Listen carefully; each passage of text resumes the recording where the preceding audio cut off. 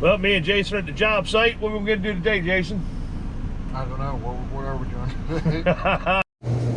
Okay, what we got here is a unit with a bad topside. And what's wrong is that the up button, temperature up button is stuck. I don't know how well you can see that because it's LCD, but it just keeps saying FC36. And what the reason it's doing that is because the up button is stuck. So every time you hit the jets, it's going to do that. But see, if I hit the temperature down or the light, I should be able to stop it.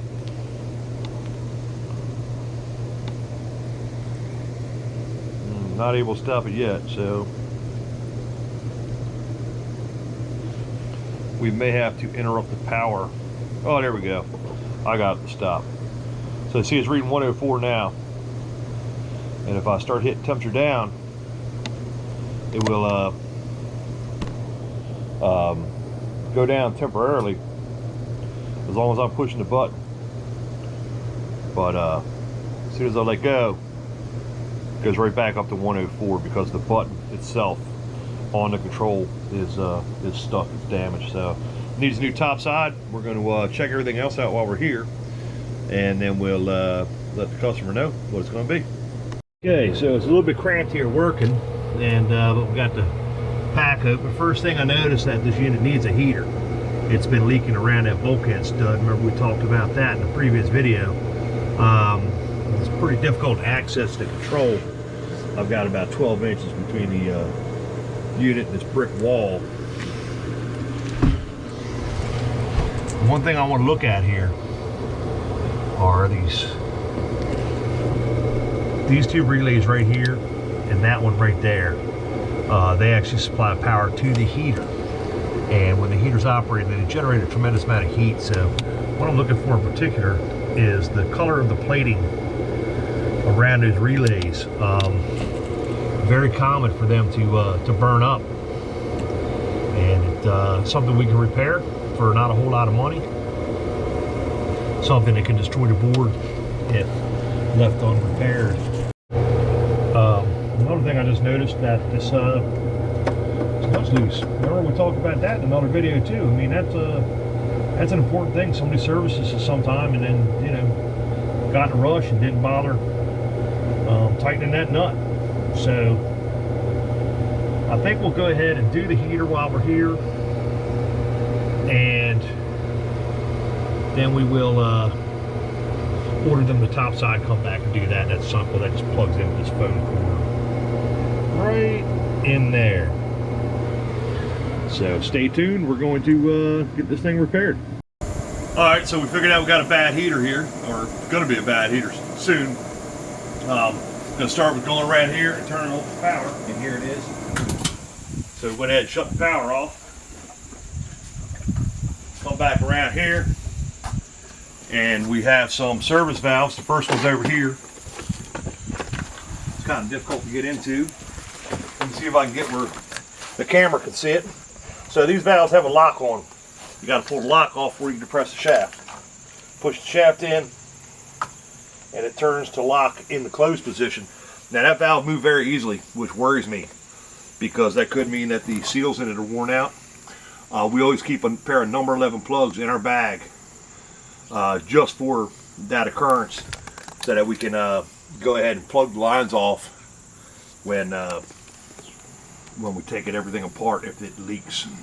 So get around this side, and we got another valve right here.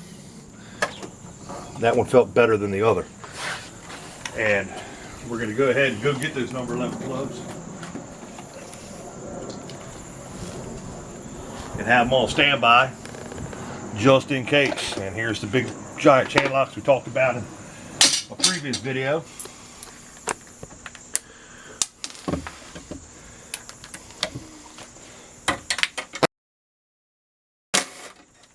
There goes one nut.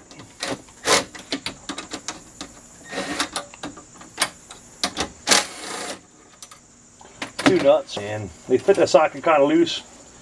There's a trick to tighten them up. show you when we go ahead and reassemble. So again, this nut's loose. It shouldn't be.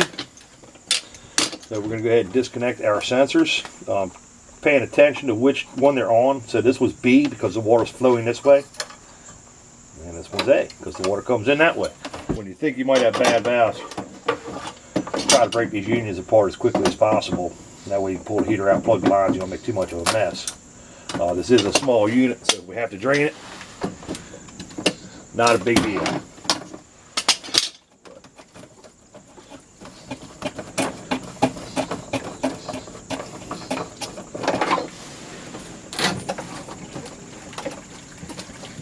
Got some leakage, it's not too bad. I can't tell which pipe it's coming from yet.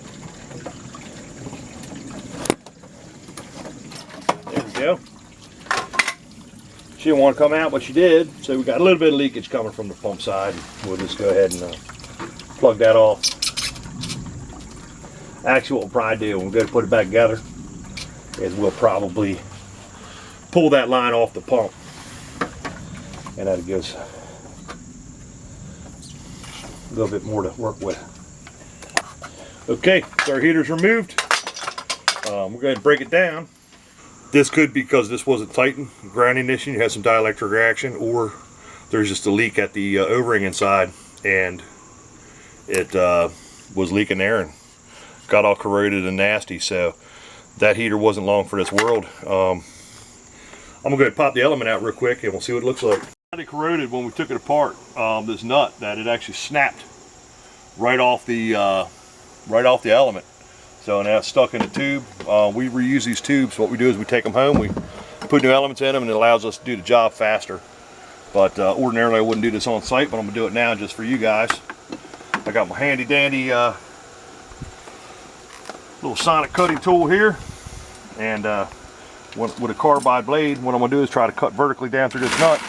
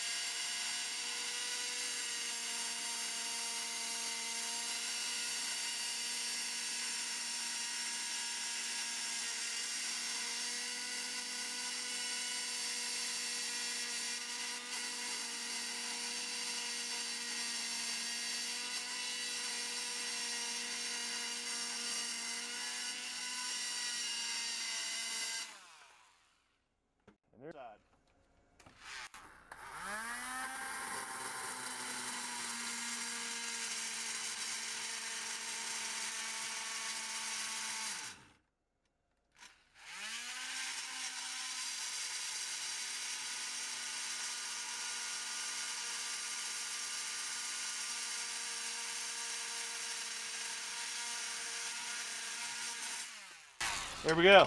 So cut her off. Minimal damage to that tube. See if you can get a shot from the inside. There's a little bit of rust in there, but it's not pitted too bad, so I think we can go ahead and clean this up and reuse it. Alright, so we got our heater. You might recognize this. This is when we rebuilt on the bench the other day, and we're going to go ahead and install it in this unit, and that saves us a lot of time. I don't know how much you can see because my big head's in the way, but we're going to we have to line up 4 different things at one time with the tube mounted studs and the 2 heater straps.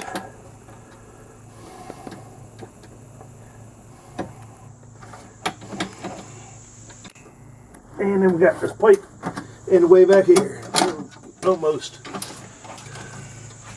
but no cigar. Okay, it's in, but it's not bottomed out correctly, which which, as we went through in the previous video, is very important that that this unit be sitting all the way back. I don't mind taking things apart with power drills or impacts, but putting things back together, we try to do as much by hand as possible. Where things don't get over torqued or broken.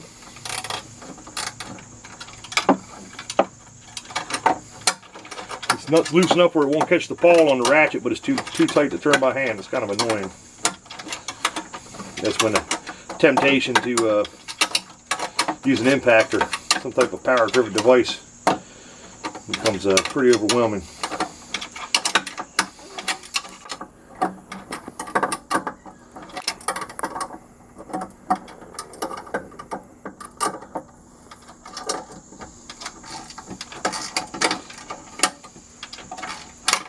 Okay, that one's tight. We'll probably do the bottom one off camera because it's going to be pretty boring. Oh, there we go. Alright, so we're ready to go back together. I've got to reach in there sideways and put these nuts back on those studs. And I don't know if you remember from before, but these nuts are a little undersized and they fall right out of the socket. So it's a very old trick. Simple trick. What I'm going to do is just take something thin, piece of tape I found laying on the ground here. I'm going to lay it over top of that nut. I'm going to force it in there. So now it's going to stay until I get it started. There we go.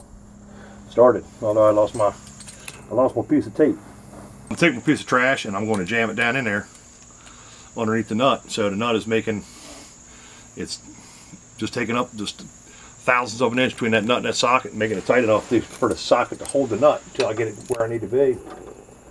And then all I need is 1 or 2 turns.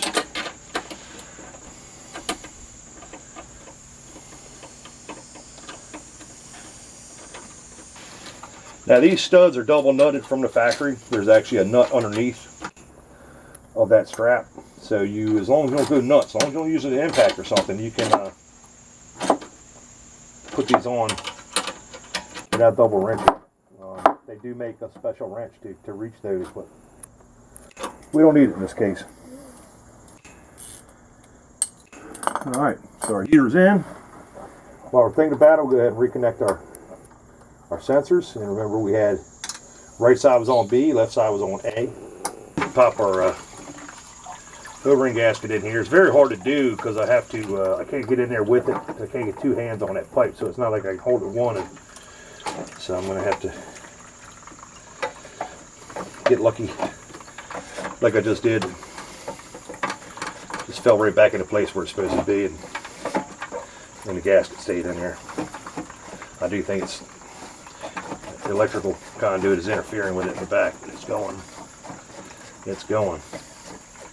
What you're looking at right there is actually a friction fitting that generates heat because of the way it's shaped.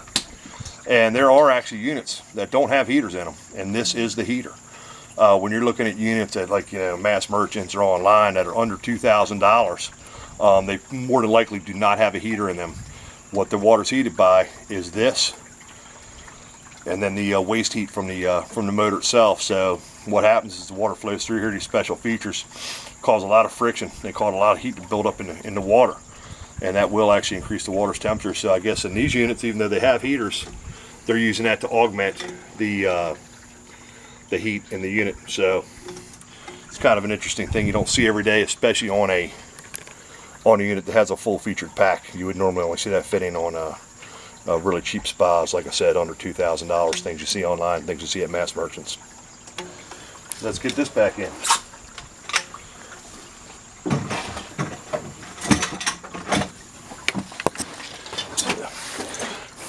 So the reason we pulled that out is because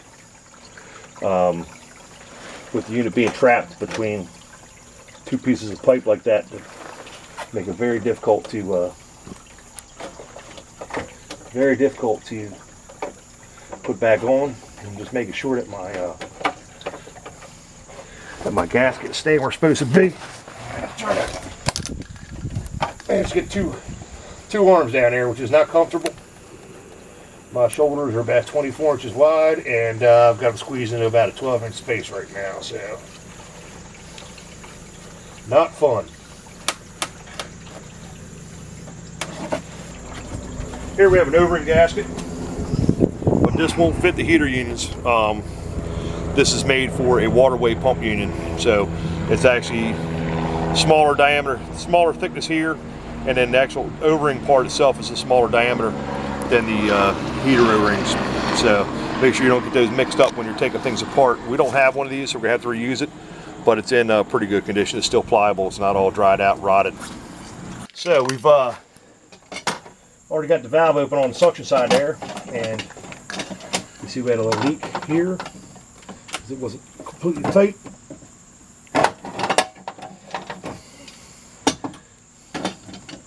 So we always start out as loose as we can make them, because you can always tighten it more. You can't do anything if you snap it off. Okay, and there's the second valve open. I'm going to go ahead and go around and turn on the power.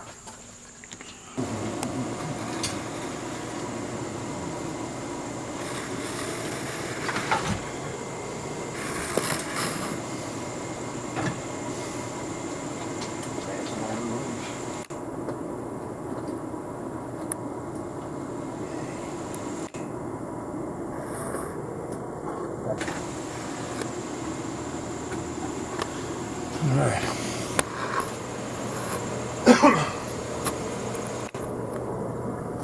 Video me. Alright, so the unit's running again, but because we actually disabled the temperature control functions of this topside because they're damaged, we've got to wait 4 minutes for this unit to actually turn the heater on. So right now, if you're looking at this control, it's reading PR, which means purge. Under normal circumstances, we can just touch one of the two temperature buttons and it would force it into heat mode. What we've got to do now is just let it boot up naturally. So it's going to take about 4 minutes, and we'll get back to you once it starts heating. Thanks. Okay, so we're up and running again, and we've waited the amount of time we had to wait for the unit to boot up.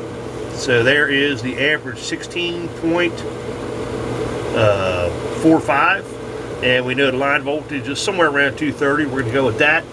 So Mr. Jason, what is 16.45 times 230? 3,783.5. So, and the heater is rated for 4 kilowatts, 4,000 watts. So we're within plus or minus 10%. So there we go. We're working again. We're back together again. All we got to do now is put the one panel back on, and then we'll go ahead and write up the bill. And she is working. They will not have any control over the temperature until we get a new topside for it, but they will be able to use the unit. It's going to heat to 103, and they can use their jets and their light. The light's on right now, and turn that off. And here's the jets. Pretty good jet action for a little tub. It's a little strong spot. I'm not sure who sells these, but they're not bad little units. All right, and that's it for this job.